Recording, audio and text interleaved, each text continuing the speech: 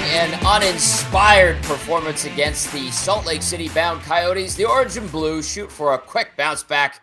We get you set for the Oilers of the Canucks on the Oil Stream pregame show. Hello, everybody. Welcome to the Oil Stream pregame show brought to you by GCL Diesel, Edmonton's diesel fuel system specialists and providers of critical engine components for over 50 years. Great to have GCL Diesel on as presenting title sponsors of the Oil Stream pre- and post-game show. Tom Gazzola and Matthew with you as we get you set for the Oilers and the Canucks here on EST. We've got a great show for you as always.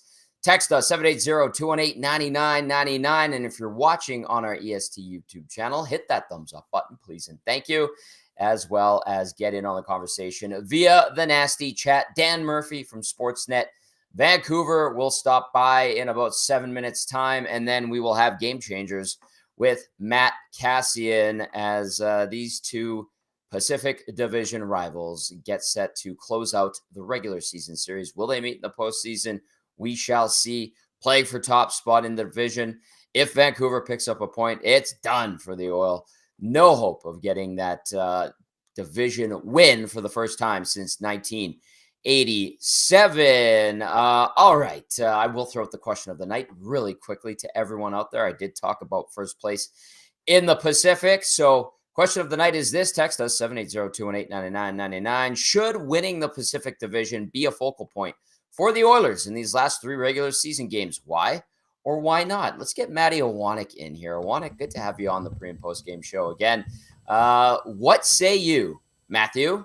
For me, I always take this mindset. I don't care about the home ice as much as I just care about everyone wanting to be healthy and stuff. So I don't care. I think the key is to make sure the rest of these few games, you are a healthy team going into the playoffs. And to me, it's not even necessarily even about playing well going in as much. I'm not saying play poorly. You don't want to be going in awful. But to me, once the regular season's over, once game 82 is done, it's a brand new season. You could go in with a 15-game winning streak. Doesn't matter. It's a brand new thing. Last year, the Oilers, were 18-2-1 or something like that, 15-2-1 down the stretch. Yes. Lost game one to the LA Kings. So, to me, yeah, home ice would be great. I don't believe that home ice is as important in the National Hockey League anymore. If you go back to the last 10 Game 7s, 6 were won by the home team, 4 by the away team. Yes, there's a slight advantage to the home team, but it's not like it's 8-2 or 9-1. So the fact that Connor McDavid's not playing tonight, for instance, that just shows me, you focus on the playoffs first. If you could go get the Pacific Division, awesome. But playoffs is what matters most, and for that, to me, it's health before anything else. I like it. Health. Matty, I'm with you on that. Playing the right way, very important. Iron out the bad habits, minimize the mistakes. Edmonton, not that sharp last night, so look to see if they can tighten it up against a Vancouver team that they should have plenty of motivation to want to get a win against. 0 for 3 so far versus the Canucks. All three of those games, I think it was in the first 11 of the season. Edmonton was in a free fall at that point. A horrendous start to the year. And Edmonton looking to atone a little bit, do things the right way, and be healthy, like Matthew said, going into the playoffs. So again, the question of the night, text us 780-218-9999. Should winning the Pacific Division be a focal point for the Oilers in these last three regular season games? Why or why not? Nash Osborne says winning is always a focal point. Another one says, where do I want to go into the inbox? Mike in Thunder Bay texting and says, tonight is the revengiest of revenge games. Even Batman would be in awe of how much revenge there is. Cannot let the Canucks sweep the season series. Excited for a great game tonight. Mike in Thunder Bay. And then Norm in a combine says, hello, boys. Going to introduce my parents to YouTube. They got a new Samsung TV. Haha, let's go, Oil. Norm in a combine. Russell says, hey, guys, big game tonight. And then another text says, I want to say it. Taves to Kane says, McJesus not playing.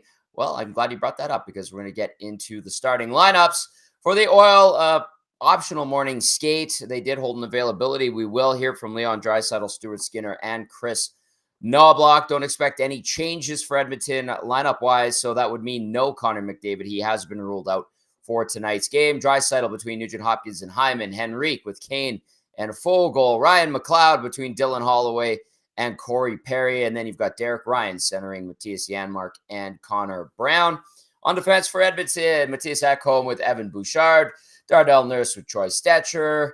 Brett Kulak with Vinny Desharnais. And then, like I mentioned, McDavid day-to-day, lower body. CC day-to-day. Carrick day-to-day as well. Now, as for the Vancouver Canucks, here is what we're anticipating from Vancouver lineup-wise. Elias Pettersson with Ilya Mikheyev and Nils Höglander. JT Miller centering Pius Suter and Brock Besser. Yes, I said it right. It's Pius, not Pius Suter. Third line, Elias Lindholm with Dakota Joshua and Connor Garland, and then Teddy Bluger with Vasily Podkolzin and Sam Lafferty. Quinn Hughes paired up with Philip Hronik. That's been an excellent pair all season long for the Canucks. Carson Soucy with Tyler Myers. Nikita Zadorov with Ian Cole out for Vancouver. Thatcher Demko, he's on the IR with the knee issue. Tucker Poolman has been on the IR all season, a head issue. And then Phil DiGiuseppe, Mark Friedman, and Noah Juleson. That brings us to starting goalies. 25-year-old Stu Skinner getting the nod for the Oil. 35, 14, and 5. 2.59 goals against average. 907 save percentage. 2 shutouts in 56 games this season. Skinner lifetime versus the Canucks, a 1-3 record. 448 goals against average. 841 save percentage. In 5 career appearances versus Vancouver at the other end of the rink for those plucky Canucks who've been so consistent all year. 32-year-old Casey DeSmith, 11, 9, and 6 with a 296 GAA, 893 save percentage, 1 shutout in 28 games this season. 1-1 record for DeSmith against Edmonton, 324 goals against average, 921 save percentage in 4 games versus the Oil over the course of his career. And some would say Casey DeSmith goalied the Oilers earlier this season. Remember when that was a thing? Yeah. So there we go. Also, I believe Rick Tocchet, head coach of the Canucks, may or may not be behind the Canucks bench. He did not take part in the morning availability, and Mike Yeo stepped in his absence. So we might just see Mike Yeo running the bench if Rick Tocchet is not able to go tonight for the Vancouver Canucks. So an interesting one there. So there are your starting lineups for tonight's matchup between the Oilers and the Vancouver Canucks. Text those answers into the question of the night, 780-218-9999. And then, of course, via the nasty chat, should winning the Pacific Division be a focal point for the Oilers in these last 3 regular season games? Why or why not? I want to hear from you. Charlie via the nasty chat says 2 pissed off teams that lost to Arizona. LOL, potato gunfight. All right. This one says winning is the point of playing. That's from Zedmo. And then Duck Dad says my favorite tea biscuit suit. What a catch for some lucky lady. Hello. Thank you, Zed. Or that was Duck Dad. Appreciate it very, very much. As Dan Murphy says he is ready to go. Are we getting him on the phone, Maddie? I think we are, right? Just calling him back. Calling him right back. YouTube Trev is coming along to the game with me. Of course, he is late. He's supposed to be here. And he's also blowing up my phone trying to get in. And I'm just texting him right now. So I apologize if I'm a little bit delayed. That young guy is very excited for his first game in the press box. There we go. All right. He should be all set to go as we get you set for tonight's action. 13 games on the schedule tonight. Let's take you around the National Hockey League really quickly. Now, the Rangers 3-2 winners over the Islanders in a shootout at MSG. Dallas 3-1 winners over Seattle. Big thank you to Jim Nill, who hopped on Hello Hockey earlier today. If you haven't caught that episode, it was excellent. Jim Nill, Brian Burke, and David Pagnotta. Lots to digest there as we went around the National Hockey League. Winnipeg crushing Colorado 7-0. Florida 3-2 winners in OT over Buffalo. The Flyers win it 1-0 over the Devils in Philly. Washington 4-2 winners over Tampa. And then you've got the Habs leading the Sens 3-2 in our nation's capital. 4 minutes left in the second period. 4-3, Detroit leads Toronto. 3 minutes left in the second. 3-1, Nashville over Columbus. 2.5 minutes left in the first. No score between Boston and Pittsburgh in Pitt. And then we'll see the Ducks visit the Kings and the Sharks welcome in the Minnesota Wild. Let's get Dan Murphy on here, Sportsnet Vancouver. Murph, I suppose because you're not here, you were probably watching the Masters all day. What did you make of what we saw today? Yeah, give us the scoop on what we saw today at the Masters. I know the conditions were tough. Not a lot of big numbers for the guys in the field was tough. But give us your breakdown of the Masters, and maybe we'll talk about hockey, Murph. I'm just so excited to have you on. Well, hi, Tom. How are you? I'm good. Augusta was carnage. Like, those greens have to be so scary because for these guys, and even the players that missed the cut, I know that the conditions yesterday were impossible, but I mean, for guys like Nicholas Hogard to make 5 consecutive bogeys, and that includes 13 and 15 on the back nine, I just can't believe how tough it was. And, name drop here. I played with Hadwin and Taylor last week in Scottsdale. Yes. And these guys are so good. And for this course to reduce some of the best in the world to shooting 6, 7, 8 over par, just tells you how tough it is. And if they're not absolutely on top of their game, old Augusta can make people look pretty silly. That's for sure. Yeah. One guy it did kind of make silly for a bit today, but then he totally got his revenge, was Bryson DeChambeau when he holed out on 18 for birdie.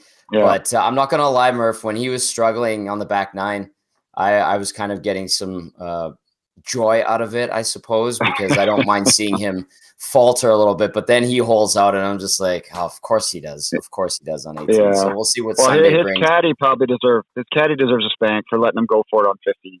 That was a huge mistake, I think. So, not that Bryson's probably a listen to my caddy kind of guy, but that was a major mistake, I think. Oh, totally, Murph. Okay, shifting gears. One thing before we get to this Canucks-Oilers matchup, this Salt Lake City thing, speaking of being in Arizona, you were in Arizona, like you said, playing a little bit of golf, obviously working as well. But, man, Murph, like, it was weird in the press box last night here in Edmonton. I know the Coyotes rolled through Vancouver earlier in the week. Everybody mingles, right? Everybody mingles at the arena. I would call the mood around the Coyotes locker room in the morning kind of disappointed, deflated, sad even to a certain extent. And then in the press box, when the news came out that they were on their way to Salt Lake City and that they might go there after the game against Edmonton on Wednesday coming up next week, nobody was mingling with anybody. It was all Coyotes people in packs and stuff like that. Just what's your take on this? Because we're watching another team move here. First off, I always feel, so bad for the people that work at the arena, the people that work on the business side, staff that just can't get up and move to Salt Lake, that they have lives in the Phoenix area. And I just feel, that this is just a huge impact on their lives. And so I always first think of that when a team is moving. It kind of reminds me of, I don't know how long ago it was now, but, early 2000s when Bill Laurie at the Walmarts came in, he was going to move the Grizzlies, and he announced he was buying the team, and then he had a press conference saying we're moving them, and I just couldn't, believe he was saying that in front of all those people that worked there. So I always think of that first. I think that once they ultimately move, I bet the players, I know Phoenix is a great place to play. I mean, why wouldn't you want to, show up in shorts and flip-flops and play golf? And you guys can talk to Troy Stetcher about that, just how great of a place it is to live. But I bet when they get there and they have a building that's an NHL building or, close to it until they get this new one built, they have an owner that's going to spend a whack of dough. They've got a ton of cap space. They can trade one of their 5 million picks. I think this team could be, set up awfully quickly to be very competitive. They've got some top end skill. And I bet, once this kind of whole thing has been, hanging over this franchise for years and years and years, once it's finally gone, the cloud, I bet that, the players will settle in nicely. So I think ultimately it's something that had to be done.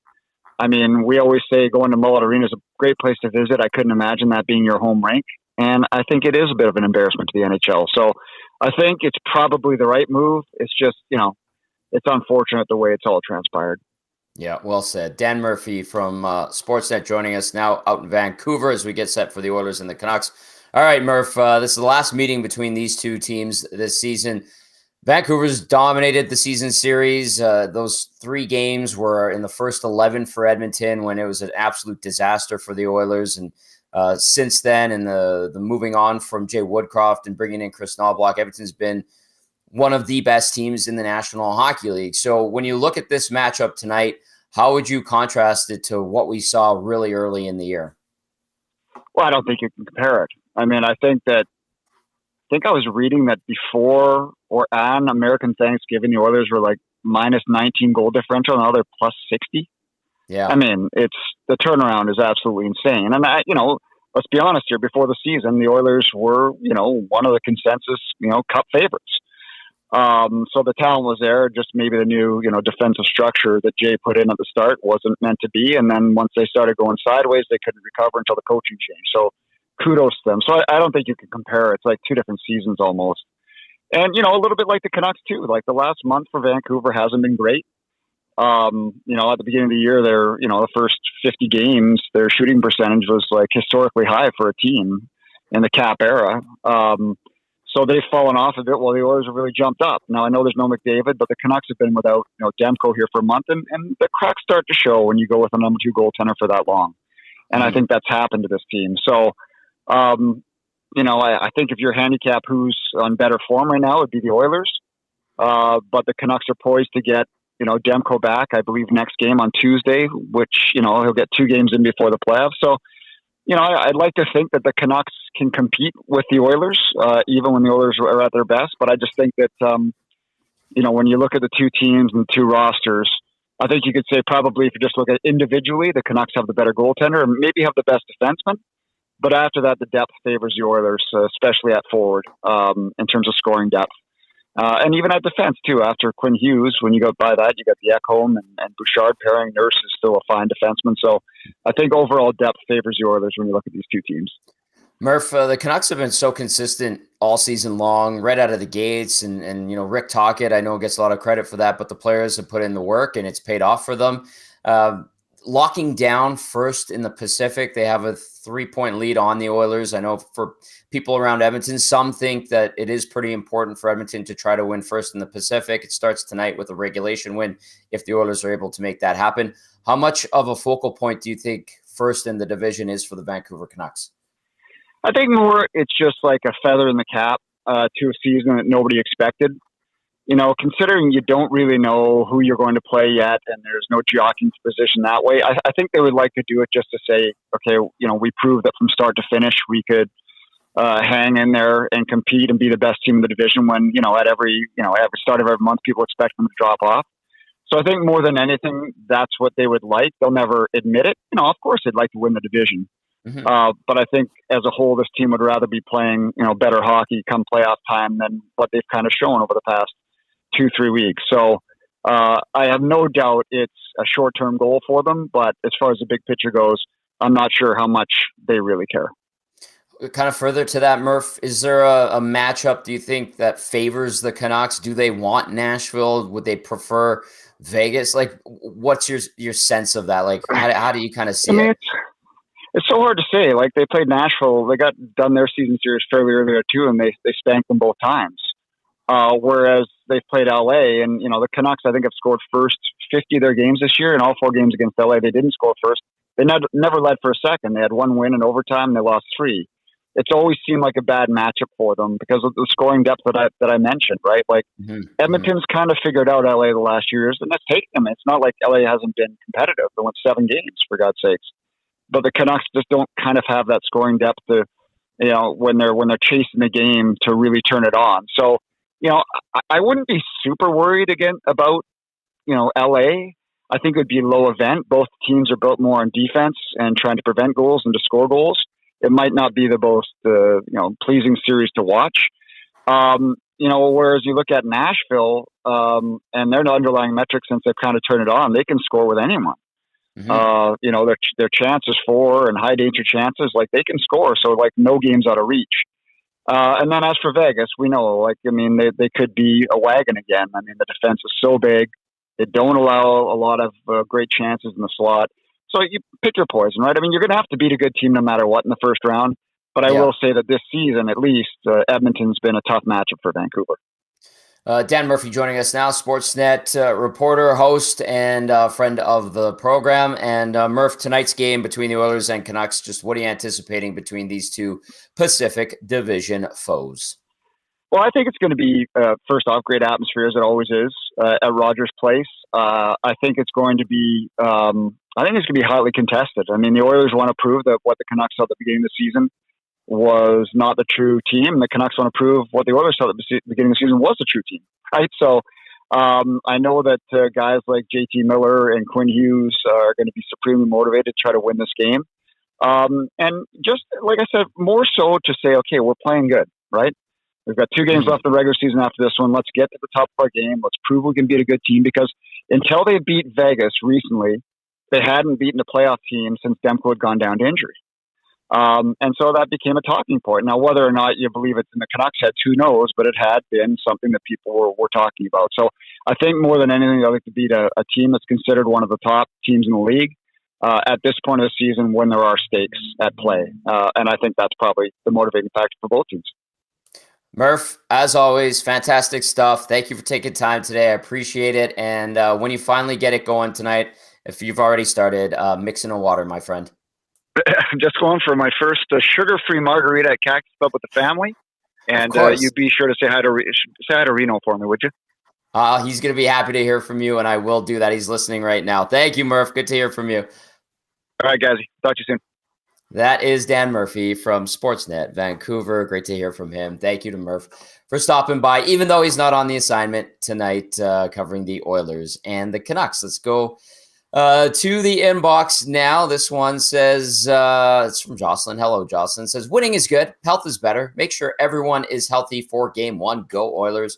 Roger texting and says, a wise man once told me, you show me a good loser and I'll show you a loser. Yes, everyone is important. Play to win. Go Oil, from Raj. And then another one, Rob from LA says, it will break Vancouver. I think that's an Oilers win, I'm assuming, Rob from LA. And then Jasmine. Hello, Jasmine. Says, Tommy, I want a birthday shout out. Headed to the game right now since I hate the Canucks. Happy birthday, Jasmine. Hope you make it a good one. Maybe the Oilers make it even better. We shall see. Nasty chat going strong. Keep it going. Dusty asking if I was wearing the same suit that Murph is wearing in his photo. I don't know.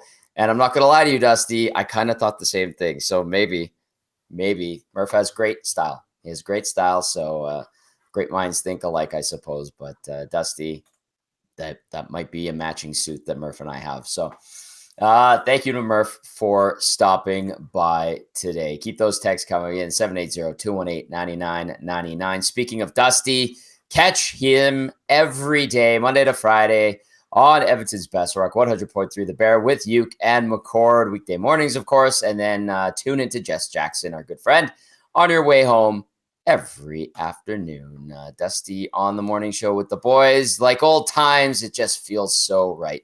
100.3 The Bear, Edmonton's Best Rock. All right. Matthew Iwanek, I think it's time to go inside the Oilers locker room. You want to start with Chris Noblock? I'll leave that up to you. Just you tell me, Matty, what do you want to do? You cool with that? Well, let's go to coach then. All right. Is Connor McDavid ready for tonight? Connor will not be playing tonight, still day-to-day. And again, he's feeling better, and just with the advice from the doctors and TD, that it's best just to wait and see it, wait it out. So, how do you describe this process? Wanting to make sure he's good to go as you guys are also kind of chasing a division crown. I know that's important, but just maintaining that balance and ensuring he's good to go come round 1. Yeah, no, it's, obviously the doctors have a lot more experience on injuries than I do. And, Connor knows his body. But I think it's the biggest thing is the doctors telling us and giving us advice on, if we push it, the likelihood of it being okay and it's not being an issue or getting worse. And obviously we do not want to risk the chances of it getting worse. So we're just taking our time. And yeah, the division title would be great and winning as many games as we can and possibly getting home ice for a longer period of time. But that's not the most important thing. Is it possible you sit him down for the next 4 games and then get him ready for the playoffs, or do you want to see him getting? Right now we're just day to day right now, and as we get longer into the season and do the games mean less or more, I don't know. I can't speculate on that. Is this tracking kind of the way you guys thought, or when he pushed himself, was there a bit of a setback? Like, what's the tracking of this been? He's been getting better and better every day. I guess we're more optimistic that it'd be a quicker turnaround, but it takes time, and it's very I don't know. We're just being cautious, and it's been day to day, and I think it'd be different if it was playoffs, but we want to make sure everyone, not only Connor, but the entire team is healthy and ready to go, and we're doing the best for every person on the team. Chris, obviously it's an opportunity for some other guys to step up in the meantime, but how tough is it just not having had your biggest weapon on? Yeah, I think it's great for other players to step up, and you saw it, game 1, the McLeod line, how well they played, and also in that game, Leon playing with Nuge and Hyman. I thought they were outstanding. Last night, Henrique line chips in with both our goals tonight. So, when one player goes down, and that happens through the regular season and playoffs, other players have to step up, and I think the guys have done that. Chris, it's been so long since the Oilers have played the Canucks, so long, in fact, that you haven't even been around to see one of these games. So, given how much the team has changed, do you go back much to look at those 3 head-to-head matchups from earlier in the year? With all of our teams, our games against teams, it's we always look at how they've been playing the last week or so, look at their trends. If there's a game that we played with them within recent memory, we'll look at that. But if it goes too far, you've got a different team. Often you change systems, and there's so much going on. So, that happened being the season. I don't look at that very much. Having said that, you think this would be a really key game? I know I asked you about statement games against Vegas. Is this a little different, though, given what happened early in the year? Like, a win here would really mean something to this group? I'm sure it would. I think, like any of our games that we play, whether we're playing Vegas, LA, Vancouver, all these teams we're battling with in the playoffs, or for positioning to get into the playoffs, or possible first round matchup. I think they're all important, and I think we all get excited for those games. And I can't speak to how the guys feel about what happened at the beginning of this season, and I don't think there's any thoughts on redemption or anything like that. It's just we're playing a really good team. We need to play our best. All right, that was Oilers head coach Chris Noblock, who took over behind the bench from Jay Woodcroft exactly 1 week after the Oilers' last game against Vancouver. That was November 6th, where Edmonton dropped a 6-2 decision. They had no jam in that game. And then a few days later, they go into San Jose, an absolutely putrid performance, the result, a 3-2 loss. I wrote the team off that night. I said the season was over, 2-9-1. You lost to the crappiest team in the league to equal them at the bottom of the standings. Edmonton bounced back with a win the next Saturday, 2 days later, 4-1, but that was not enough to keep Jay Woodcroft behind the bench, as well as Dave Manson. And then we saw Chris Noblock hired, and his first game was against the Islanders on November 13th. That was a 4-1 victory, and Noblock has put together a 45-15-5 record as head coach of the Edmonton Oilers. A text came in from Box Pounder, who said, I have to admit, I didn't like the Nobby hiring. I like it now. So, he's been very successful in his short time with the Edmonton Oilers, and we'll see if that continued success rolls into the playoffs. All right, one more time inside the Oilers locker room, maybe 2 more times. Let's go to Leon Draisaitl now, Maddie, if we could. Them, but obviously didn't go great to start the year. So is there some value in beating this team now and kind of getting back on the right side of that matchup? Well, yeah, I mean, I think first of all we're a different group now. We're a different team right now, right? So had a rough start and they caught us 3 times pretty badly. So of course, we want to have a good showing tonight, and I think a lot of people, everyone knows what's at stake here, and it'll be a good hockey game. I think when you guys clinched, people were discussing just after the start. To get to this point, it took some time. What about the opportunity for first? Another thing that maybe a while ago seemed unattainable, but now is right there for you. Yeah, for sure. Put ourselves in a great spot. I think we have to be careful of, just making it about finishing first in our division. Obviously we want to chase them down. There's no secret to that, but it's more about our game, getting that in order. And being ready for whoever it's going to be in round one. So, last night was a nice step to get home ice. That's big.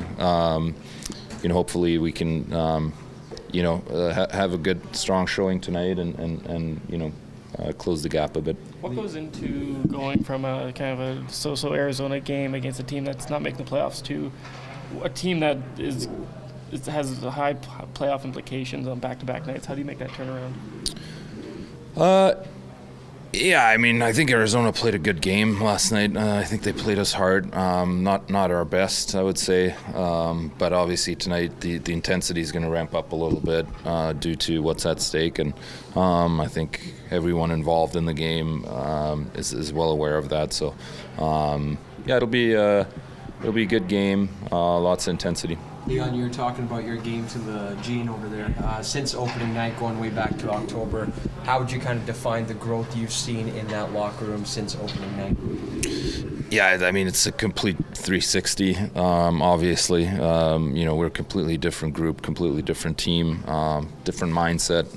We've worked extremely hard to give ourselves a good chance to, evidently be in the playoffs and even have home ice. So lots of work that we put in. So, very, very well done, obviously, by our group. But the work obviously doesn't stop here. You know what it's supposed to look like, your best hockey at playoff time, and you're trying to round into that form. What would you say is a focus, like an area that you would like to see the group make sure of and tighten up on a little between now and then? I think just the maturity level of certain situations that you get thrown at right now and going into the playoffs. I think we've learned a lot over the last couple of years how to deal with ups and downs and calls not going your way and emotions and all these things that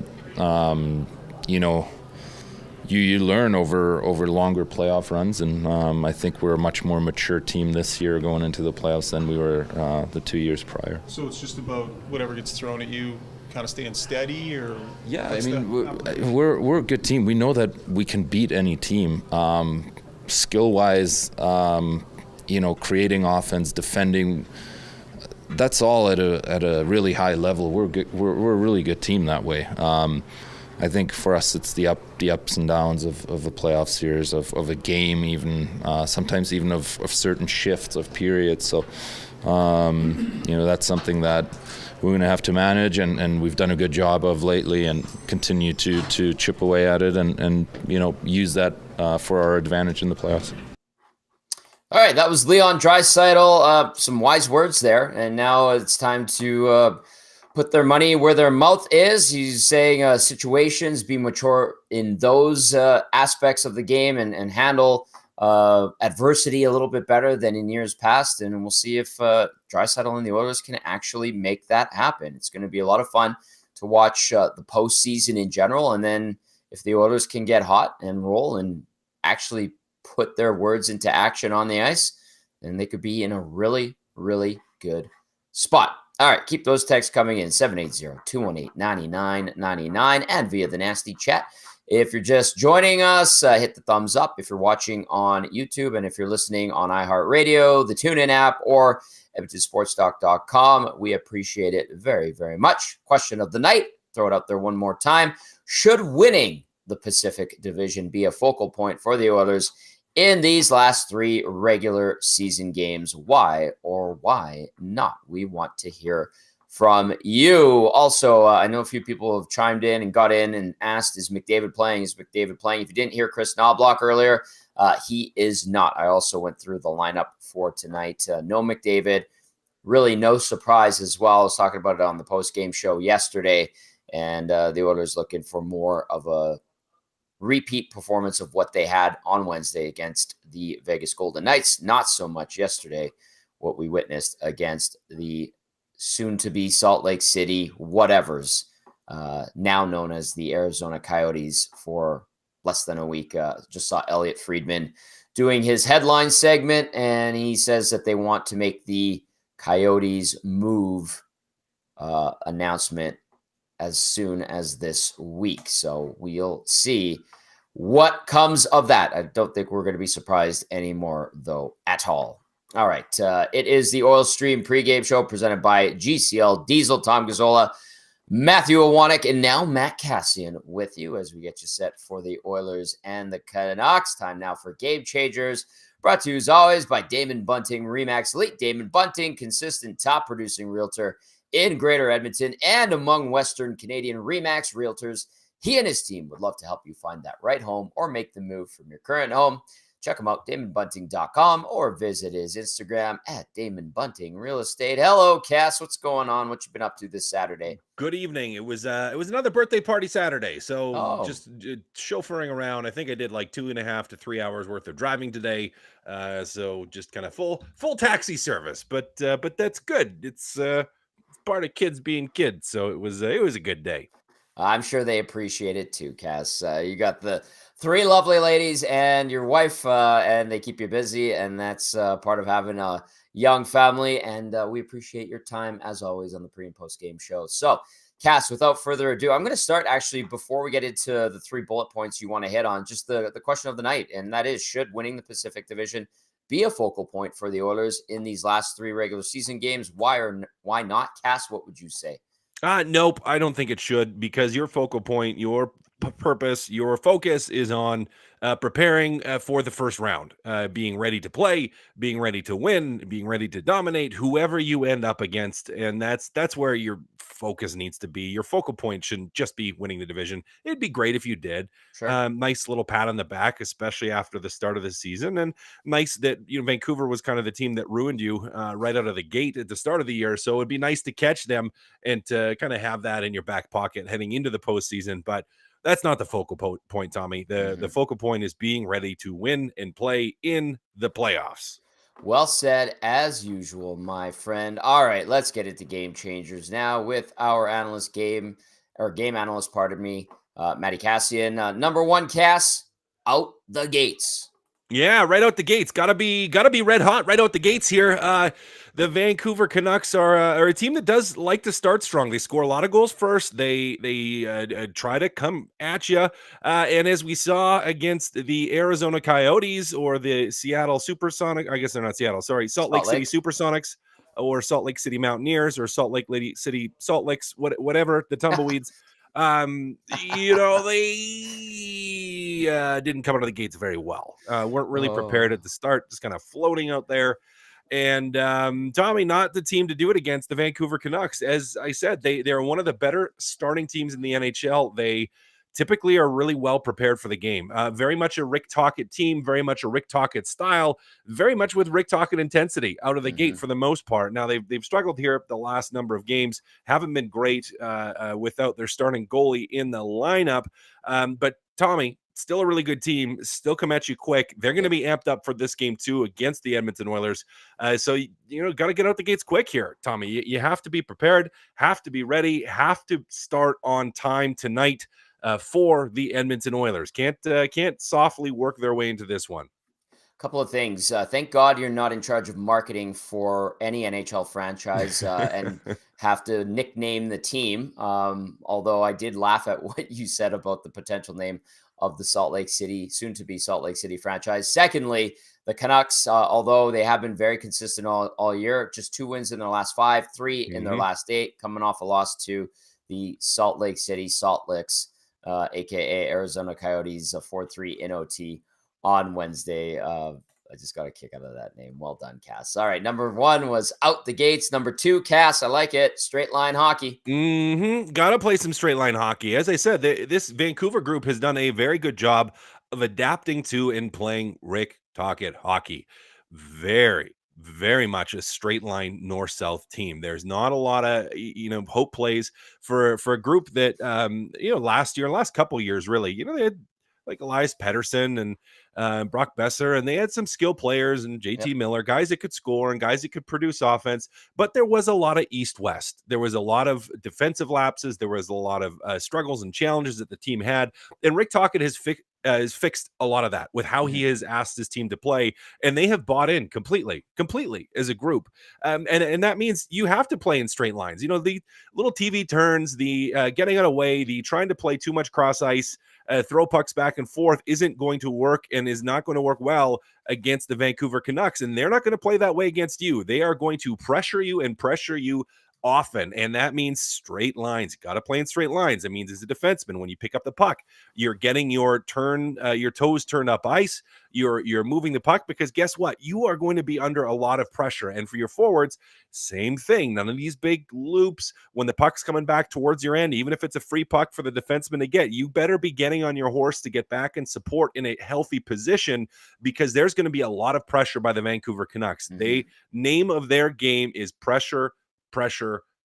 They are going to try to force you to turn the puck over, make bad plays, panic under pressure. They forecheck very hard. Now, it's typically a 1-2-2, but it's a highly aggressive 1-2-2. They have some mobile D. They have some big D that pinch quite a bit. And Tommy, if you're not prepared in this game to play straight line hockey, as I said, you're going to see kind of what happened at the start of the season to the Edmonton Oilers, because that's what the Canucks will do to you. They weren't playing in straight lines there. A lot of hope plays, a lot of turning in the defensive zone, a lot of just following people on these just big C cuts, and it just didn't work very well. So, Tommy, the name of the game tonight is playing hockey in straight lines.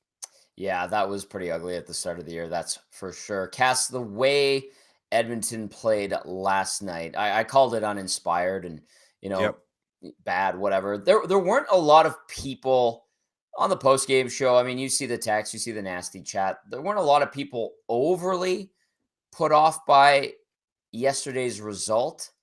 However, there were a few people that brought it up, and understandably so. How concerned should people be about yesterday's performance going into today? I wouldn't be very concerned. They weren't good the first half of the game. We know that. They know that. Everybody knows it. They still should have probably won with how they played in the second half. They probably deserved to win with how they played in the second half in terms of chances and opportunities, but they didn't bury when they needed to, and they end up losing and getting the loser point in overtime. But I'm not concerned about it at all, Tommy. Not at all. No, understandable. I just kind of wanted to hit on that because there were a few people that brought it up. Said, this team, they're never going to win anything. They lose to the Coyotes like that. Oh my goodness. And I understand where that comes from, but the situation and the vibe generally too, I don't think you could sense a lot of that sentiment coming from the Oilers locker room. So I call it I wouldn't call it arrogance, confidence, and understanding that they didn't play well. They didn't play straight line hockey for the first period, certainly, and it bit them in the butt, and they lose an OT. But like you said, Cass, they do get a loser point. Still in a position to strike for the Pacific Division win. Could be the first time they win a division since 1986-87. But like you also said, not really the focal point going into these last three games. It is Game Changers, brought to you as always by Damon Bunting, Remax Elite with Matt Kassian. Our game analyst, number 1 was out the gates. Number 2, straight line hockey. Number 3, Cass, Casey. Casey. I don't know if you ever watch Yellowstone, but there's a character in there that says Casey, and I think the most annoying way possible, and it seems like it happens every 2 or 3 minutes. Casey. Casey DeSmith in net again. Thatcher Demko starting to approach being game ready for the Vancouver Canucks, and really Vancouver hasn't been the same Vancouver they were early in their year without Thatcher Demko in the net. Now, Casey DeSmith running with a sub 900 save percentage right now. Defensively, the team hasn't been as good as they have been. They've had their struggles, as you already mentioned, Tom. Haven't won a lot of hockey games in the last 10. They've been struggling a little bit, which has allowed Edmonton to catch up in the standings to potentially inch even closer with a win tonight. Mm-hmm. And for the Edmonton Oilers, you have to think you want to test the guy. He's not a big goalie, at least by modern standards. He's only about 6 feet tall, which means he's probably only about 5'11". So hey, he's watch not yourself. Hey, I'm just saying. Teasing. I know. They're not a big goalie. He's stuffing extra socks in his socks to try to get a little bit of extra height there. So he's not a big guy. Nothing wrong with that, but he's not like a Soros from an athleticism standpoint. Now, still technically a sound goalie, as he's proven, still an NHL goalie, as he's proven the last number of years in Pittsburgh and now here with the Vancouver Canucks. But Thatcher Demko, he is not. So for Edmonton and with Connor McDavid on the lineup, you want to test him. Evander Kane did a great job getting to the front of the net the other day on Edmonton's second goal, getting screens on this guy, trying to make his life difficult. It's always important, but it's even more important against a goalie that probably isn't playing that confident right now. He knows he's not going to be the starter in the playoffs. He's not, I don't want to say they don't have any confidence in him, but he just hasn't been playing great. And the team hasn't been playing great in front of him to support him. And for the Edmonton Oilers, again, I think you have to view this, even without Connor McDavid in the lineup, as an opportunity to play against a goaltender where, hey, you have a chance to as I said, inch closer to catching the Vancouver Canucks in the division. You have a chance here to right some of the previous wrongs that Vancouver has imposed on you at various points in the season, and you have a chance to do it against a goaltender that is a backup goaltender. So there's an opportunity here tonight, and the Edmonton Oilers got to take it. Cass DeSmith has lost his last 4 starts, has not won since March 23rd against Calgary, and so he's looking to bounce back, and the Oilers looking to continue his misery, and we'll see if they can make that happen. 780-218-9999. Text us, and also via the nasty chat if you want to chime in. If you have anything for Cass, let us know. We want to hear from you. It is the Oil Stream pregame show presented by GCL Diesel. Great to have them on as partners on the pre and post game show. Cass, this will also be young YouTube Trev's debut in the press box tonight. He's here. We're going to go over to the rink together. I'm going to help him get his press pass. He's wearing a suit. He's watching in the living room of my place.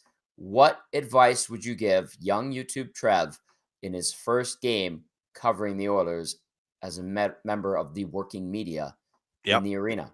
Well, YouTube Trev, they say only one piece of pizza, but you can have more. So just go up and ask for 5. Ask for 5 pieces of pizza. No, just enjoy it. It's a fun game to watch from up there. I think it's still the best place to watch a game from as far as actually seeing what's going on the ice. It slows down when you're up high. It's an easy hockey game in the press box because you can see mistakes and you can see things developing. And Trev, you know what? You worked really hard. You've done a fantastic, wonderful job. So you deserve it. Enjoy it. The biggest piece of advice, I guess, with all that being said, is just enjoy it with a smile on your face. Have fun, buddy. We love you and we appreciate you, and we think you're doing great. So enjoy it. Cass, that was beautiful. Well done, sir. I knew you'd knock it out of the park, but that was a bomb. That was a 500-footer. Well done, as always. Eloquent. It is an empty net one. An empty net, Slapper into the empty net, of course. Slapper. Yeah, full slapper. Yeah. So good. Cass, great work. Catch up with you on the post-game show, and nicely done as always, my friend. Absolutely, buddy. Just keep YTT with just in between the navigational beacons, which I know he will be, but have fun. Yeah, it'll be great. Thanks, Cass. There you go. Game Changers brought to you by Damon Bunting, Remax Elite. Great stuff from Cass as always. I feel like this is Vermin is the pronunciation on this alias in the inbox, or it's VRMN. I'm not sure, but it says big props to young YTT. Growing up right before our eyes with his first time in the press box, I remember his debut sliding into the hangout with his giant stomping boots like some random hobo off the street. Now look at him. such a big wheel down at the Cracker Factory. Meow. Well done. That's such a good text. VR is VR Montenegro. That's VR Montenegro? Yes. Oh, why don't we just have VR Montenegro in the inbox? Because I think Montenegro would be a little too long. Oh my goodness. All right, VR Montenegro. That was beautifully said. How proud are you, Matthew, of young YouTube Trev? Very proud. It's always fun going there for the first time. I remember my first time and stuff, and you get all nervous, and you're there with all these media guys that you've watched and followed along for all these years, and you go behind the scenes and stuff, and it's time to kind of see how the sausage is made. So I'm glad that Trev's getting this chance this season and doesn't have to wait till next season. All right, a couple texts here. Joel says, "Go Trev." T. Wilson says, "Congrats, big time, Trev." Vance Van Vandervan says, "Is it initiation or do you warn YTT beforehand not to take the free drink from Stauffer?" Oh, VR Montenegro or Vance Van Vandervan, classic, absolutely classic. Yeah, if there's a Red Bull sitting around or something, don't touch it, Trev. Don't touch it. It's poison. It's a trap. Your first game working, Maddie, were you also, because I know you were Gene's studio runner a couple of years after I was, right?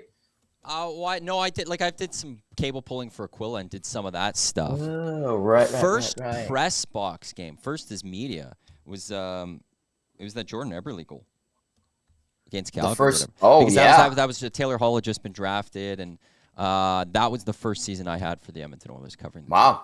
So that was the first game I had there.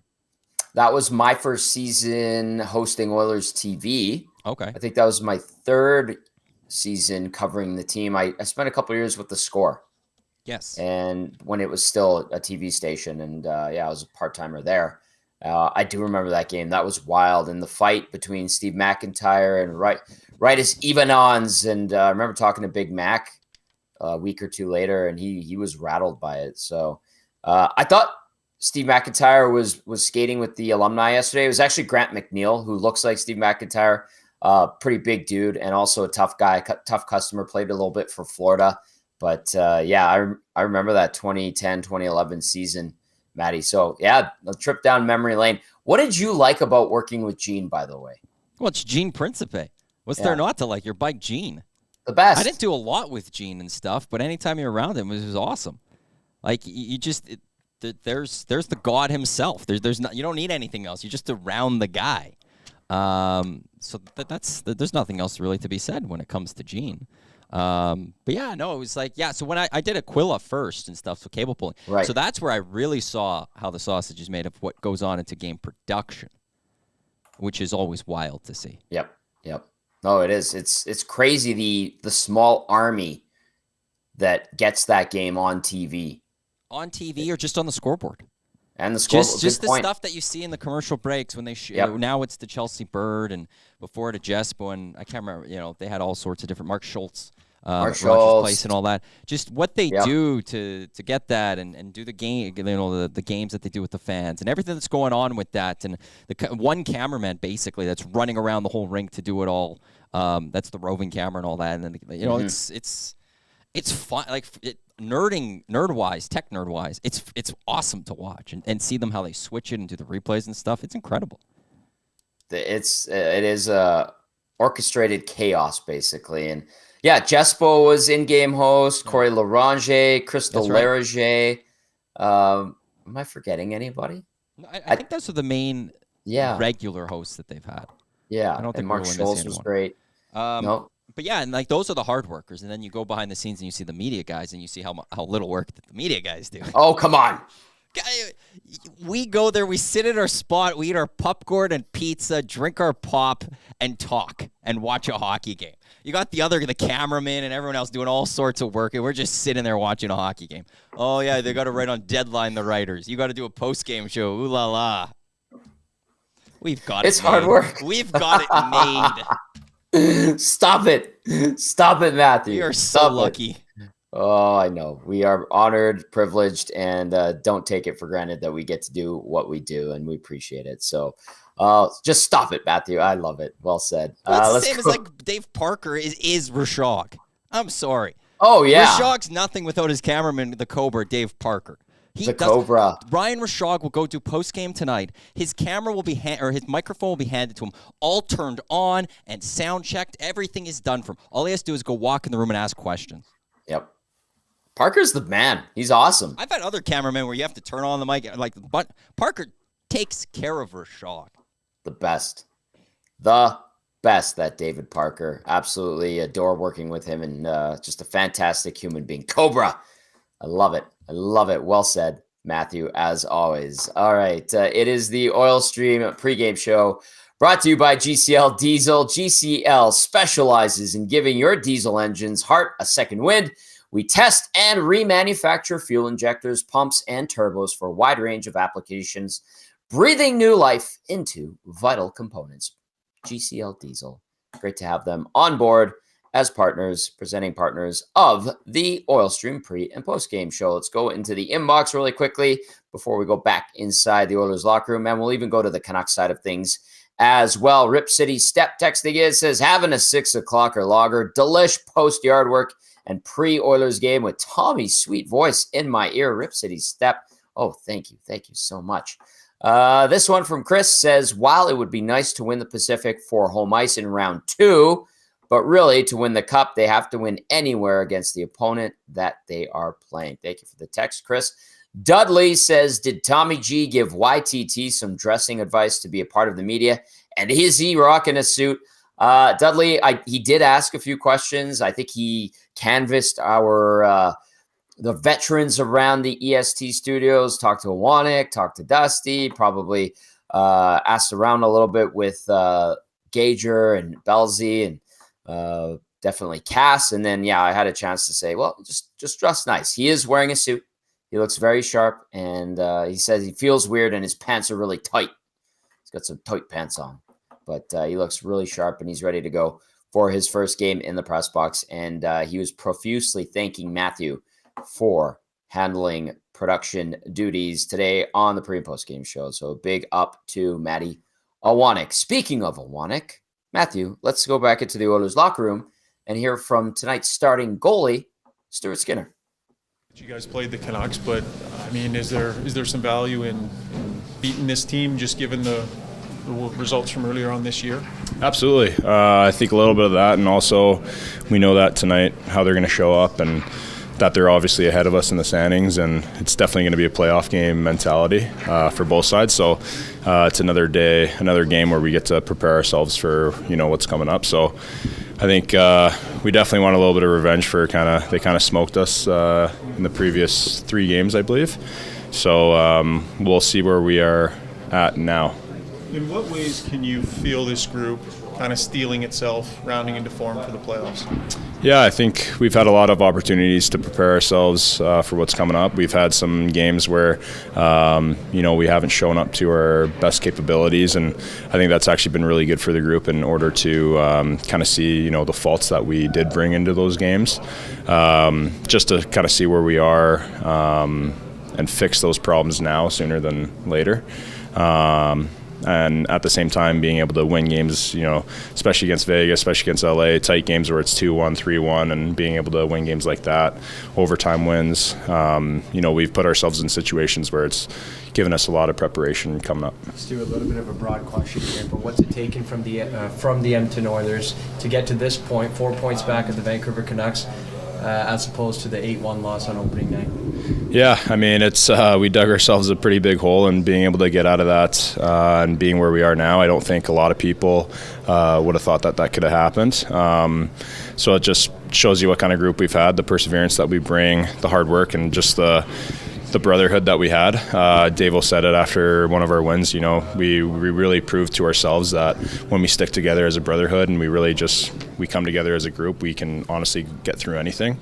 And I 100% believe that, and I think we've proved that this year. We know that Calvin Pickett has been providing quality starts over the last little bit. How much has that helped you, either mentally or physically, down the stretch here? Oh, it's been great. Obviously, it's been able to get me off a little bit of the mental load, a little bit of the physical load too, even though that practices are tough. But it's been wonderful. I mean, it's amazing to see how well Calvin's been doing. his number one fan. I'm a cheerleader on the bench when he's in net. He's been incredible. I just think the best of the guy. So it's lovely to see what he's been doing this year. Dude, what's the biggest thing in your mind that's changed since those 3 Vancouver games from a team perspective and from your own perspective, your own play? Yeah, it's a great question. I think for a team, just really the proof of being able to get through the adversities that we've been able to get through. So it gives a group a lot of confidence when you go through something like that and you're able to bounce back and be number 2 and, to be honest, fight for the number 1 spot here. So it gives you a lot of confidence as a group. And yeah, it just kind of shows you what kind of people are in that room. Shows you what our capabilities of, and I really believe that the only team that can beat us is ourselves, and I think we've proven that.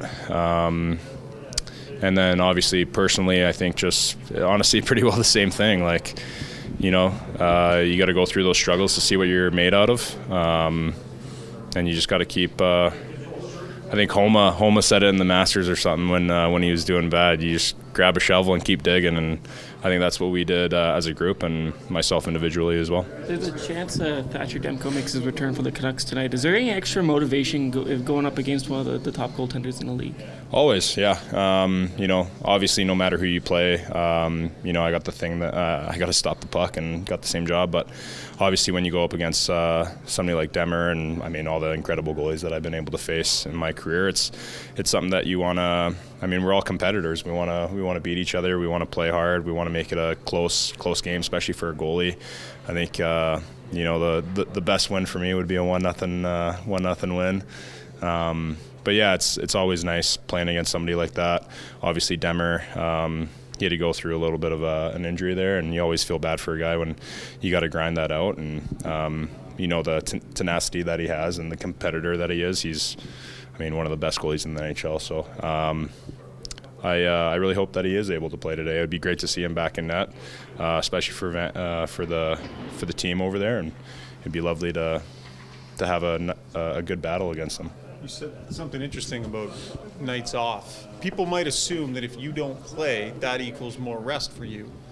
But you'll want to be a good teammate and go give the rest of the guys a good practice so the starter can sort of rest. Yeah. Can you just take us through how much rest the night off actually ends up being? Yeah. A rest night off is a good rest, mentally and physically. I'm able to get obviously a little bit more treatment, get to go in the cold tub, hot tub, and, just really being able to take care of myself.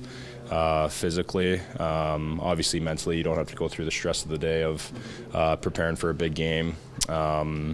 So just kind of little things like that. You, obviously, as a teammate and also as a goalie and a competitor, I want to get out there and practice and stop all the guys and make their lives miserable. But yeah, I think it's still good for me. Like, even though that it's a rest night, you still got to get a sweat on. You still got to get work in. You know that you got to play, sooner than later. So you got to keep on prepping yourself for that. But there definitely is a rest there. Is it more mental or physical between the two, would you say, getting a night off? More so. It's a great question. Thanks. To be honest, I think it's a lot of both, but I think more so just mentally. You got to kind of just, you got to watch the game. Obviously, you got to cheer on your teammates. Just be there as a fan, and just really enjoy the night. So, and obviously, when you do play, you have that mental, the mental work of preparing for the game pretty well the whole day. You got to go in and you got to, obviously the job's serious, and you got to go in and you got to play a full 60 minutes. So yeah, it's definitely a mental break. But again, it's definitely physical too. It's nice to, especially with our travel too. I was actually just telling somebody this is like with the travel and all that, you get a little bit more sleep too. And I think that's a huge key going down the stretch. On a light note, you talked about all right, that was Stuart Skinner, chatty today, and usually in a good mood. So very open and honest, and that's always appreciated. He gets the start against the Canucks tonight. The 25-year-old, 35-14-5 on the season, 259 goals against average, 907 save percentage, 2 shutouts in 56 games this year. But Skinner versus Vancouver, the record not great. The numbers and averages not so good either. 1-3 with a 448 goals against average and 841 save percentage in 5 appearances versus Vancouver in his career. Again, it is only his second full season as an NHLer. At the other end of the rink tonight, 32-year-old Casey DeSmith getting the nod. He's 11-9-6 on the year, 296 goals against average, 893 save percentage, 1 shutout in 28 games this season. DeSmith versus Edmonton, a 1-1 record, 324 goals against average, 921 save percentage, 4 games versus the Oilers in his career. And you heard Cass saying you got to get to Casey DeSmith. Has not won a game since March 23rd. He's lost his last 4 starts. So the Oilers are going to try to extend that to 5 losses in a row for DeSmith, who did get the better of Edmonton earlier this season. Lineup-wise, no Connor McDavid for the Oil. It's going to be likely Draisaitl between Nugent-Hopkins and Hyman, Henrique with Kane and Fogle, McLeod between Holloway and Perry, Ryan with Janmark and Brown, Ekholm with Bouchard, Nurse paired up with Stetcher, Kulak with Desharnais, no McDavid like I mentioned. Lower body issue, CC day-to-day, Carrick day-to-day as well. I'm just checking to see if there has been any updated lines. Awanik, if you see anything as well, let us know, and we'll update you. But that's what we're anticipating. Of course, morning skate today, highly optional for the Oilers after losing in overtime to Arizona last night. As for the Canucks lineup, this is what we're expecting. Elias Pettersson between Ilya Mikheyev and Nils Höglander. JT Miller with Puce, Suter, and Brock Besser on his flanks. Elias Lindholm between Dakota Joshua and Connor Garland. And then you've got Teddy Bluger with Vasily Podkolzin and Sam Lafferty on defense for Vancouver tonight. Quinn Hughes with Philip Hronik, Carson Soucy paired up with Tyler Myers, Nikita Zadorov with Ian Cole, Thatcher Demko, IR, knee, Tucker Poolman, IR all season, head issue, concussion. Phil DiGiuseppe, Mark Friedman, and Noah Juleson expected to be healthy scratches. Let's take another rip around the NHL. It's a busy Saturday, as it usually is. 13 games on the schedule. Hey, really quickly, too, Awanik, I don't know if this has been talked about on any of the other shows so far, but if people are wondering when the playoffs will start for the Oilers, sounds like it'll be Monday. Really? Yeah. That was the talk around the rink yesterday. And I know a lot of people were like, what the hell? Why isn't it on Sunday? Apparently there's a chance it could be Sunday, but it sounds like it'll likely be Monday for the Oilers. What do you think of that?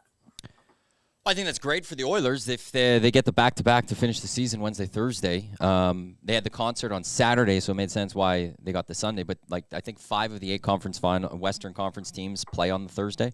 Mm-hmm. So it's a quick turnaround for someone for that Saturday. But with the concert here, you're like, hey, well, at least the Oilers get that day off. I think even better. The fact that you still don't, McDavid's playing. I don't think we have to worry about that. But a chance to get an extra day off. Yeah. All of that, like whatever there might be going on, starting just that extra day, I think is a better thing. Just because once the playoffs gets rolling, the only way you get rest is if you end a series quick. Outside of that, there's no time off. So if you can get an extra day there, I think the Oilers should be happy about that one. That's very interesting. Mm-hmm. All right, so we're anticipating Monday for the Oilers starting the postseason. If anything changes, it could be on Sunday, but all indicators point to Monday. All right, keep those texts coming in, 780-218-9999, getting you set for the Oilers and the Canucks, closing out the regular season series. Edmonton 0-3 versus Vancouver this year so far. We'll see if they're able to get one win against their Pacific Division rivals and potentially pull to within 1 point of the Pacific Division lead, maybe give themselves a chance to win the division for the first time since 1987. I also want to mention that we will be on location for a listener watch party at Hudson's White Ave on the 18th. That's the final game of the regular season. It's going to be great. Looking forward to it. The watch parties always are a hoot, and everybody from EST is going to be down there. And then, Maddie, we're also going to be live on location every playoff game at Hudson's, bouncing between Bourbon Street and White Avenue. That should be great. Excellent partnership there, right? Yes. So we'll be at Wested for games 1 and 2. Game 1 is a listener watch party, but they're all kind of watch parties. Come out and watch the Edmonton Oilers. But more of us will be there from EST on Game 1. Games 3 and 4 will be on White Ave. Right. with the listener watch party on Game 4. Game 4. All right. Maybe that's going to be a doozy. I'm sure it will be. Well, Love the listener watch parties. If it's a Monday start, I would then guess that's 22, 24, 26, 28. So Monday, Wednesday, Friday, Sunday. Yeah. Unless they get an extra day off in between 2 and 4 or 2 and 3. But I think if they're starting later, they won't get that extra day as much. So it'd be Monday, Wednesday, Friday, Sunday. I would think so. So let's listener watch party. Come on down. Hudson's Wet Avenue on the 18th. Oilers and Avalanche. It's going to be a great time. I know that the guys and girls over at the White Ave Hudson's location are getting excited for patio season. I think they're going to have like 2 patios, Maddie. One on the north side of the street and then one on the east side of the street, just off White. So that should be awesome. Good vibes there. Great staff at both locations and lots of good drink and food deals to take advantage of as well. Really enjoyed our time the other night. We stressed a bit. We were having some connection hiccups the other night on Bourbon Street, but we're going to get all of that ironed out. It's going to be great. So come on down to Hudson's throughout the entirety of the postseason. I'm going to tell you this. It's going to be better than being at the Moss Pit in the district because that's a mess, Maddie. Like, that's an absolute mess. Yeah. You have a great vantage point of it. I really hope it's not what it was last year. Yeah. I really hope that we're not looking at as a black eye on the city. But what it was last year, taking away also the black eye part of it, that's for like the 18, 19-year-olds. You know, even just walking through it, it was very young. Very young. So, unless you're fresh out of high school, I don't think that's the place you're going to want to be. Long beer lineups, not great prices, crowded, not enough. People who don't know their alcohol limits, like 18, 19-year-olds. All power to them. I hope they have a great time. Have fun. We all wanted to do that. You know, everyone wants that when they're 18, 19, but also don't know their limits on how much alcohol they can actually consume. So you don't need to be by that. Yeah. Take advantage of all the great deals and sit and watch comfortably at Hudson's, Canada's pub instead. Listen, I was told people were like not making it to the bathroom and peeing themselves in the Moss Pit last year. That's nasty. Put yourself in them. Just go to, like, there's a lot of spots. Just go next to the outhouses. Pee on them. Ugh. Better than on yourself. Oh, and also mix in a water, as we like to say. Well, mix in a water. All right. Like, come on. Like, why are you? It's just worse for you. There's spots. Like, at least get caught with public urination and get a ticket for that, as opposed to having to walk around with it. Like, what do you can't go do anything else that night. Oh, my God. It's not like you can go walk into another bar and party more. You got to go and use your pants. When I heard that was happening, I'm like, that is disgusting. Why? Why would you want to deal with it? So go to Hudson's instead. Better options. Future of this world. Rightly so. Rightly so. Okay, let's go around the National Hockey League one more time. 13 games on the schedule. The Rangers beating the Islanders 3-2 at MSG in a shootout. Dallas 3-1 winners over the Seattle Kraken in Big D. The Winnipeg Jets dummy the Avalanche in Denver 7-0. That is a first round preview, by the way. I wonder what that'll do to the Avs. Will it piss them off, or should they be worried if they lose like that to Winnipeg this late in the season? Meanwhile, Florida 3-2 winners in OT over Buffalo. Philly wins it 1-0 over New Jersey in regulation. That game was being played in Philly. The Capitals beat the Lightning 4-2. Scary moment there. Mikey Eyssimont got rocked. Or no, Mikey Eyssimont rocked Nick Jensen. And Jensen went hard into the boards. Had to be stretchered off. Hopefully he's A-okay. And ultimately, Jensen's Capitals prevail 4-2. 4-4 between the Habs and the Sens in overtime right now. That game in Ottawa. Also 4-4 in Toronto. The Red Wings slipped up and they were winning 4-1. Now it's 4-4. Minute 26 left in the third period. The Leafs on a power play. I've got it here in the satellite studios watching it. 6-2 Nashville leading Columbus. No surprise there, really. That game in Nash Vegas after 2. 4-1 Boston up on Pitt. That would be tough for Pittsburgh. They're trying to, pull an Undertaker and resuscitate their season, sitting in the second wildcard spot in the East. Well, now after Washington's win, they fell out of it. So that's a tough one for them. If they could pull that one off, that would be huge. Edmonton, Vancouver, of course. LA hosts Anaheim. And then you've got the Sharks welcoming in the Minnesota Wild. So there are your out-of-town scores. Let's go back into the inbox, and then we're going to dip into the Canucks locker room as well. Library Pat says, I thought the Oilers had effort yesterday, but their execution at the start just seemed a little off. Very much hoping that is rectified tonight. Also, enjoy the game, YTT. Press box will be very cool, I'm sure. Nice to meet you yesterday, Library Pat. I like this one from the loser. Says, Maddie and Tommy, the ageless duo. Well, thank you, the loser. And Tube Socks sending in photos of new decor for our EST Global HQ. Thank you, Tube Socks. And Jay says, Tommy G, looking sharp. Is there any way I could come work in the presser with you too, buddy? Jay, I'll see what I can do, pal.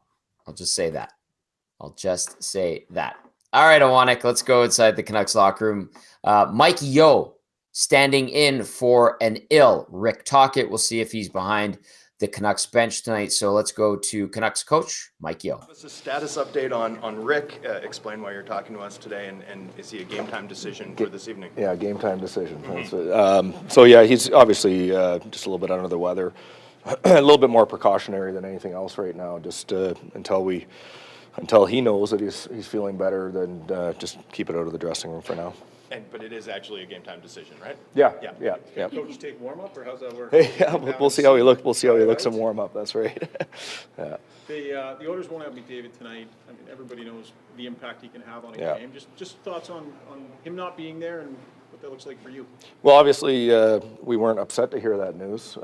He's, we know what a threat he is every time he's on the ice, and he's a guy that certainly gets fired up for this rivalry. But the one thing that I would say that we have noticed since the coaching change is, I don't want to say more of a team-based, environment or the way that they're playing the game, but certainly the minutes are more distributed, and we know that we're going to face a real hungry team tonight, and a team that's been playing real well. So, regardless of him not being there, it's obviously a very good challenge still. Just want to get a status update on Thatcher Demko. Yeah, he's coming along out there doing some extra work right now. So I don't want to comment whether he'll be playing the next game or not, but he's certainly getting very close. I was just going to say, does a conversation about first place even need to happen between coaches and players at this point? Is pretty self-explanatory? It's pretty self-explanatory, yeah. I mean, obviously there's been some things that have been said, but for the most part, you can tell that the players have it on their mind. You can tell that their players have it on their mind. Obviously this time of year, everybody's trying to gear up for the playoffs and make sure that their game's in order and that they're feeling good going into the playoffs. But that said, there is a pride factor. There's an element of you obviously want to finish high in the standings and have home ice for as long as possible. So I expect a pretty exciting atmosphere tonight. You mentioned wanting to have your game in order. What does that look like in terms of execution tonight for you? Well, you know what, obviously defending is going to be first and foremost, and again, with McDavid not out there, they still have a lot of threats, and we have to be aware of those. But when we're playing our best game, we're a difficult team to play against as well, and playing fast, how we execute with the puck, how we get to the offensive zone, and putting a team that's very dangerous in a position where they have to defend more than they're on offense, that's something we'd be looking to do. Mike, your responsibilities generally are running the PK, so I'm sure this Oilers team looms large in your imagination. Yeah. Are you excited to get a chance to test your group up against them, especially given that it's a bit of a different team than you saw early in the year? Yeah, excited might not be the right word for it, but no, you always actually do kind of enjoy these opportunities to go up against the best, because it gives you a pretty good sense of where you're at. For us preparing for the playoffs, there's no better way than when you get going up with against a group like this. So we know it's a good challenge. Even with McDavid not there, they still have a lot of the same threats, and in a lot of the ways a lot of the same looks, to be honest with you, with Kane in there. So it'll be a good challenge tonight. Ideally we stay out of the box, but if when we're faced with that situation, we have to be ready for it. To Smith tonight? Yes.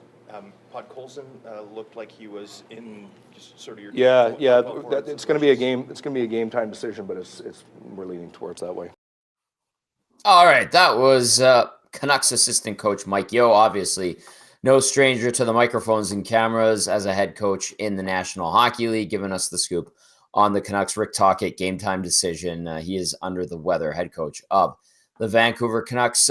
We can go to Quinn Hughes. We have a little bit of time. May as well squeeze him in, having an absolutely monster season for the Vancouver Canucks. The Canucks captain, 91 points in 79 games, 17 goals, 74 assists, a rock solid plus 40.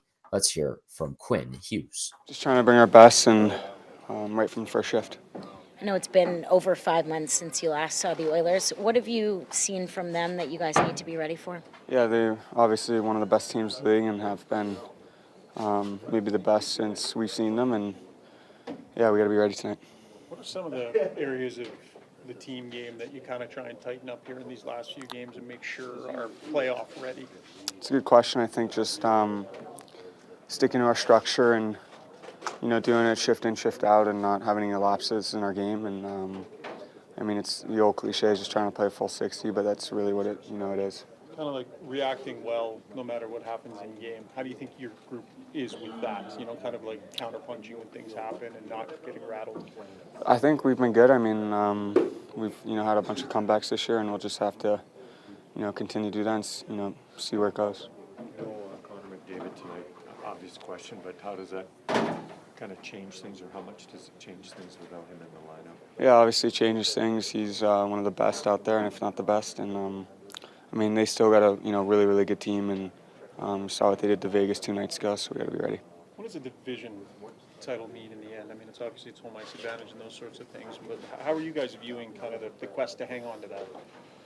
I think it'd just be a nice thing to have in our back pocket, and we've played hard all year, and we got 3 games left to try to, get that, and it's obviously not our ultimate goal, but it'd be nice for sure. Does it surprise you at all in the way that the Oilers have been able to kind of come back into this? They've been a really good team for a bunch of years now, and last 2 years in the playoffs, they went, third round, second round, and if you ask any of those Vegas guys, they say it was maybe their hardest series, and so I wouldn't say I'm surprised. Surprised by the start they got off to, but they got a really good team, and yeah. All right, that was Canucks captain Quinn Hughes. By the way, just an update on the Leafs-Red Wings game. Dylan Larkin wins it in overtime for Detroit on a nice feed from Patrick Kane. That started a huge celebration for the Wings because now they have 87 points, tied with Philadelphia and Washington. I believe that also puts Detroit for the time being into the second wildcard spot in the East, bumping out Washington, who bumped out Pittsburgh earlier today. The Penguins losing right now, and so that is a huge win for the Red Wings. So giving you a look at the Eastern Conference playoff picture, Detroit and Washington both have 2 games remaining, and they are at 87 points. Philly, 1 game left, winning today 1-0 with 87 as well. All right, really quickly, a couple of stats to throw your way as the Oilers and Canucks close out the regular season series. Edmonton 5-5 in the last 10 home games against Vancouver. Edmonton is also looking to atone for the 3 losses this year. They've dropped those 3 earlier in the season, the first 3 happening in the first 11 games of the year, and they've dropped 4 of the last 5 versus the Canucks. So looking to change that tonight. They feel like they're a different team. They've been excellent since November 9th when they fell to 2-9-1 after a loss in San Jose. They are still trying to track down top spot in the Pacific, which the Canucks currently sit in, 3 points up on the Oil. Can they get it done? We shall see. That is going to do it for the Oil Stream pregame show brought to you by GCL Diesel.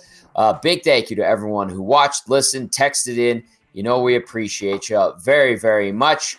On behalf of Matthew Awanek, Matty Kassian, and YouTube Trev, who will make his press box debut tonight, I'm Tom Gazzola saying, enjoy the Oilers versus the Canucks. A big thank you to Dan Murphy as well for popping by.